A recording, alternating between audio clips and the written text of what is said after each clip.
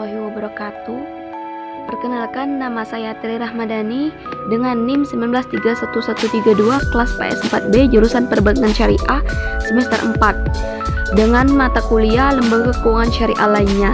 Dosen pengampu Ibu Nopianti MAG. Video ini dibuat untuk memenuhi tugas akhir semester saya. Saya akan menjelaskan Lembaga Keuangan Syariah non-bank Koperasi Syariah. Pertama, pengertian koperasi syariah. Koperasi syariah adalah badan usaha koperasi yang menjalankan usahanya dengan prinsip-prinsip syariah. Apabila koperasi memiliki unit usaha produktif simpan pinjam, maka seluruh produk dan operasionalnya harus dilaksanakan dengan mengacu kepada Fatwa Dewan Syariah Nasional atau DSN Majelis Ulama Indonesia. Berdasarkan hal tersebut, maka koperasi syariah tidak diperkenankan berusaha dalam bidang-bidang di dalamnya terdapat unsur-unsur riba, masyir, dan garar. Yang kedua, ada syarat berdirinya koperasi syariah. Persyaratan pendirian koperasi syariah atau KSPPS berdasarkan Peraturan Menteri Koperasi dan Usaha Kecil Menengah Nomor 11/M KUKM /12/2017 adalah sebagai berikut. Yang pertama, pendiri minimal 20 orang. Yang kedua, bukti kepemilikan modal sendiri bagi pendirian KSPPS dan modal tetap bagi pembentukan USPPS koperasi pada rekening bank syariah atas nama pengurus koperasi. Yang ketiga, rencana kerja paling sedikit 3 tahun yang menjelaskan rencana pemodalan proyek penghimpunan modal sendiri bagi KSPPS dan modal tetap untuk USPPS koperasi, rencana modal penyertaan, dan rencana modal lainnya. Perencanaan kegiatan usaha itu di dalamnya ada unit kegiatan sosial atau MAL dan unit kegiatan bisnis atau tanwil. Rencana bidang organisasi dan sumber daya manusia yang di dalamnya ada unit kegiatan sosial atau MAL dan unit kegiatan bisnis atau tanwil yang terpisah. Uraian tugas, wewenang, dan tanggung jawab pembinaan calon anggota untuk menjadi anggota dan jumlah karyawan. Yang ketiga, dasar hukum dan undang-undang koperasi syariah. Dasar hukum koperasi di Indonesia dalam pasal 33 UUD RI tahun 1945 dan UUD RI nomor 25 tahun 1992 tentang pengkoperasian. Dalam penjelasan pasal 33 ayat 1 UUD 1945 antara lain dikemukakan bahwa perekonomian disusun sebagai usaha bersama berdasar atas asas kekeluargaan, dan ayat 4 dikemukakan bahwa perekonomian nasional diselenggarakan berdasar atas demokrasi ekonomi dengan prinsip kebersamaan, efisien, keadilan, berkelanjutan, berwawasan lingkungan, kemandirian, serta dengan menjaga keseimbangan. Sedangkan menurut pasal 1 UU RI nomor 25 tahun 1992 yang dimaksud koperasi di Indonesia adalah badan usaha yang beranggotakan orang seorang atau badan hukum koperasi dengan melandaskan kegiatannya berdasarkan prinsip koperasi sekaligus sebagai gerakan ekonomi rakyat yang berdasar atas asas kekeluargaan.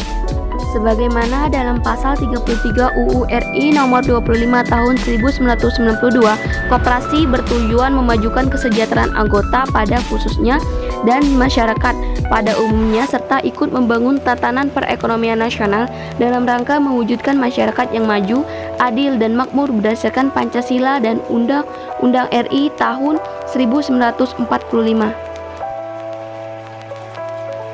Dalam tujuan tersebut dapat dipahami bahwa koperasi adalah sebagai satu-satunya bentuk perusahaan yang secara konstitusional dinyatakan sesuai dengan susunan perekonomian yang hendak dibangun di Indonesia sebagaimana yang telah dikemukakan dalam pasal 33 ayat 4 UUD 1945 tersebut.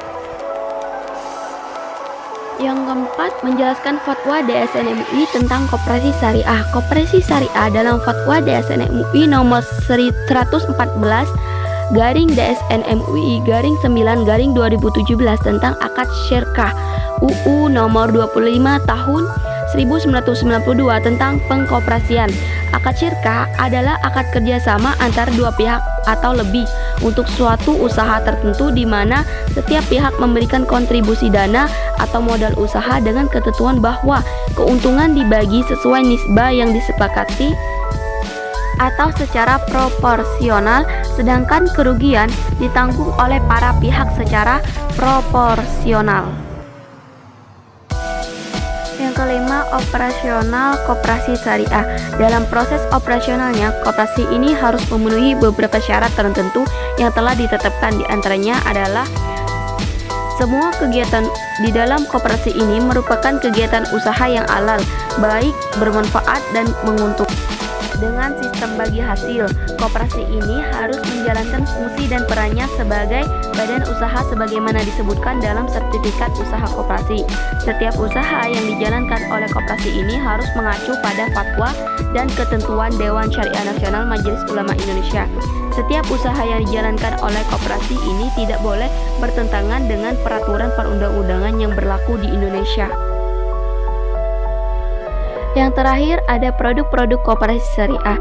Dalam kegiatan operasionalnya, yakni melayani masyarakat, koperasi syariah memiliki dua kegiatan utama, yaitu simpanan mudharabah dan pembiayaan. Simpanan mudharabah adalah simpanan yang dilakukan oleh pemilik dana atau anggota sahibul mal, yang selanjutnya akan mendapatkan bagi hasil sesuai dengan kesepakatan di muka berdasarkan persentase pendapatan nisbah. Adapun jenis-jenis simpanan yang digunakan koperasi jasa keuangan syirkah adalah sebagai berikut: simpanan sukarela, simpanan masa depan, simpanan sukarela berjangka, dan simpanan haji mabrur. Yang kedua, pembiayaan. Pembiayaan merupakan kegiatan koperasi jasa keuangan syariah dalam hal menyalurkan dana kepada masyarakat melalui pinjaman untuk keperluan menjalankan usaha yang ditekuni oleh nasabah atau anggota sesuai dengan prosedur maupun ketentuan yang berlaku serta kesepakatan bersama. Produk pembiayaan koperasi syariah dikelompokkan menjadi beberapa macam, yaitu mudharabah, musyarakah, bai bisman ajil, murabaha, qardul hasan, dan ijaroh. Mungkin itu saja yang dapat saya sampaikan. Terima kasih telah mendengarkan. Jangan lupa like, comment, share, and subscribe. Sekian, saya tutup. Wabillahi taufiq walhidayah. Wassalamualaikum warahmatullahi wabarakatuh.